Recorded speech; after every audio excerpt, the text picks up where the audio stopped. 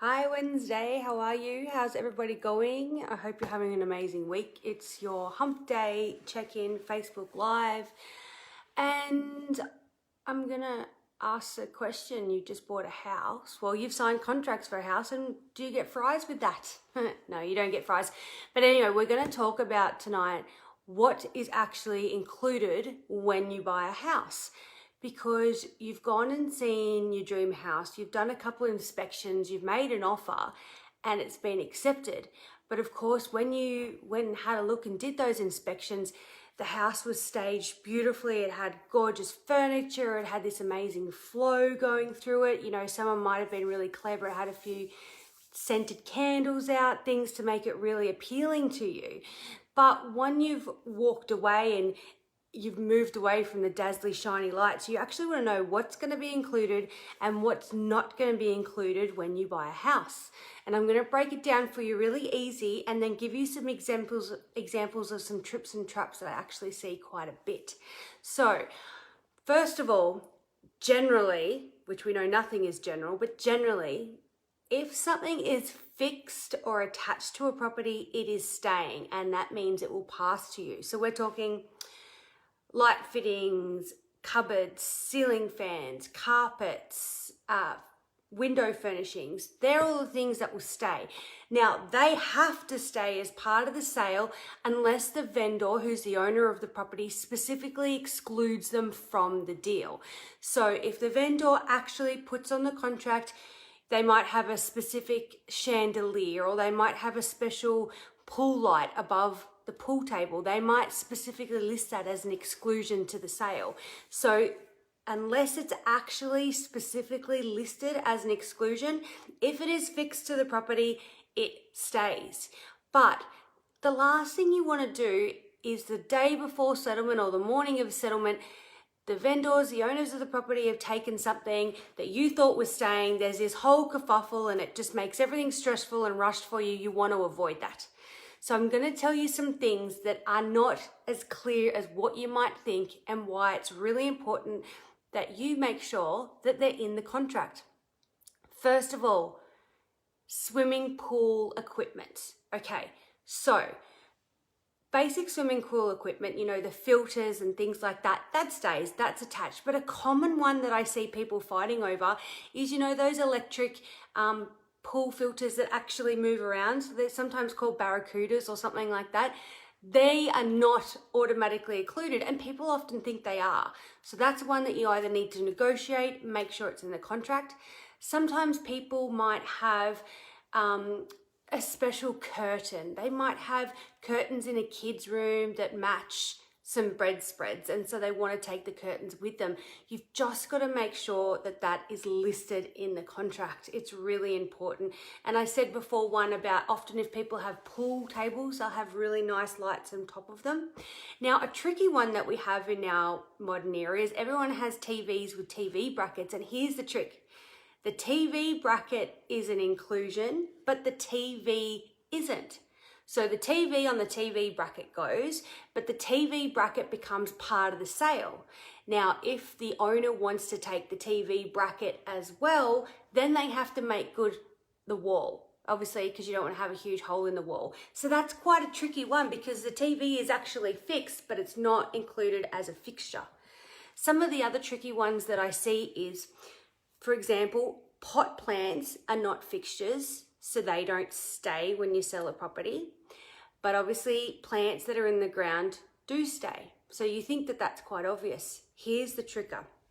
Sometimes you can have beautiful, you know, properties that can have really large structures. So they might have this grand entrance at the front that has two massive big pots or concrete pots or features that actually could be arguably part of the architecture and the look of the building. And you could argue that if you actually took them away, it would actually change the feel a lot of the building. And so even though they are not actually fixed, If they're so architecturally part of the look and the feel of the property, it actually could be argued that they should be included in the sale. So this is why it's really important that you actually ask the agent those questions, and if your offer's accepted, that you actually make sure specifically that you have written in the contract what's included and what's not included. Another really common one that I see go wrong is very large umbrellas in pool areas. They're actually not fixed. Even if they're just fixed with a few bricks, or they might even be there, that's another one that you should really clear up as well, whether or not it's going. And sometimes it can be hard to see that far, because you see a property at the open houses and you fall in love with it because it's staged so beautifully, and you just expect, you know, there might be things around a pool area that you just assume are staying. There might have been bench seats that you thought were attached to the ground. They weren't. Next thing you go to settle and they're not there anymore. So to avoid any confusion and stress, it's a really good idea to make sure that anything that is not clearly black and white, and even if it is, just have it written into the contract so that everybody is clear. So generally, what comes with the house is things that are permanently fixed to the property. If you are in a bedroom and there is a mirror that is actually glued or nailed to the wall, that's considered a fixture. But sometimes people might have these beautiful antique mirrors that they think that they're taking with them, which of course they can do, but it all just needs to be in writing. So if it's fixed, it stays unless the vendor, who's the owner of the property, has specifically said it's an inclusion, okay? All personal items, so everything that is not fixed and that you can move around, gets removed.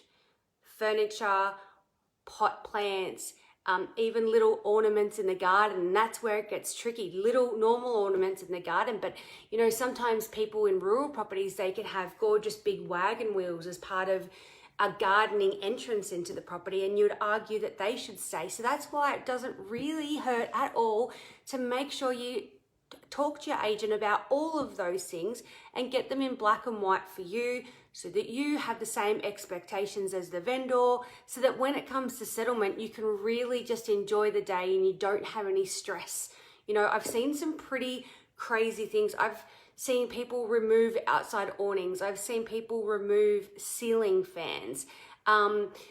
There's so many things that you happen, and because people become really attached to things and then they don't think about it until it's time to move out. So have a little think about that. It's not always black and white, but your real estate agent will be able to tell you exactly what's included, what's not included.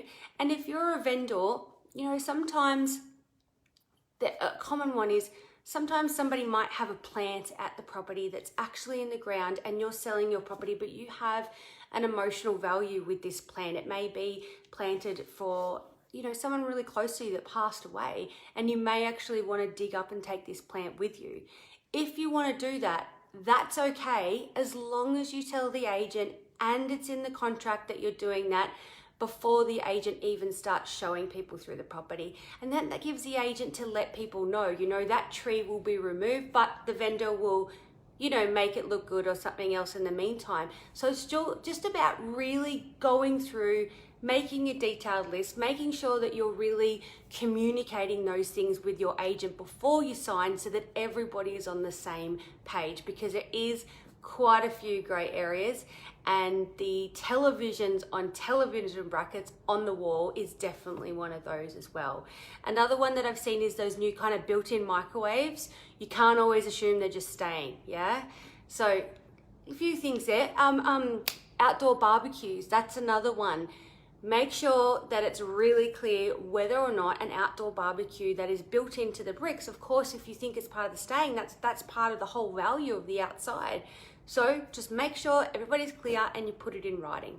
If it is fixed, it stays unless the owner of the property specifically puts it in writing and says that it is an exclusion. If you can move it, it's gotta go, all right? Something just to think about, but something that people often have little arguments about, and it just doesn't need to be that way.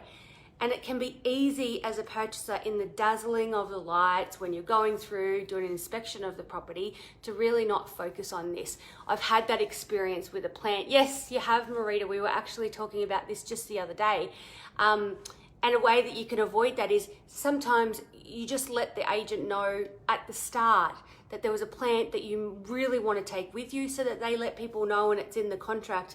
And you may replace it, or you may say, look, I'll give them a $50 Peards voucher or something. But it is hard, and sometimes it's hard to think of everything that you have to do when you're buying and selling. So that's why things like these little videos and little research tips that you can do along the way just gives you little bits of information and knowledge to make it a little bit smoother and a little bit easier for you.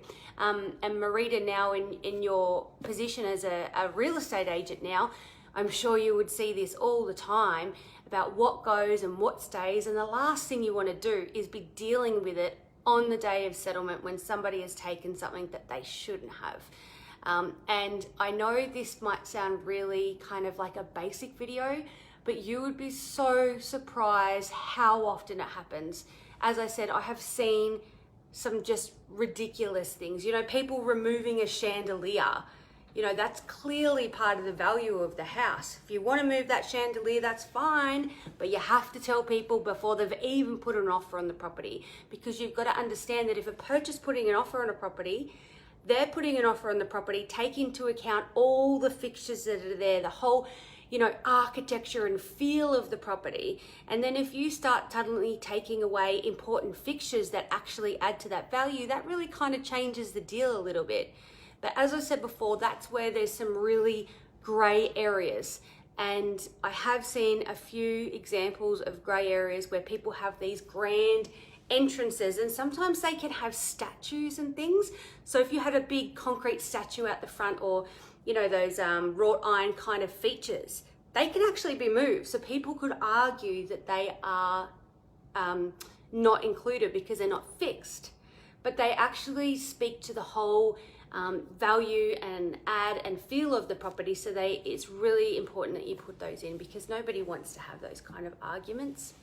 So Wednesday, thanks for jumping. It was really good to see all of you. If it's fixed, it's staying unless it is writing. Otherwise, have a really good chat with your real estate agent if you're selling. And if there's anything that you're not clear about, have that chat about it before they're having the first open home.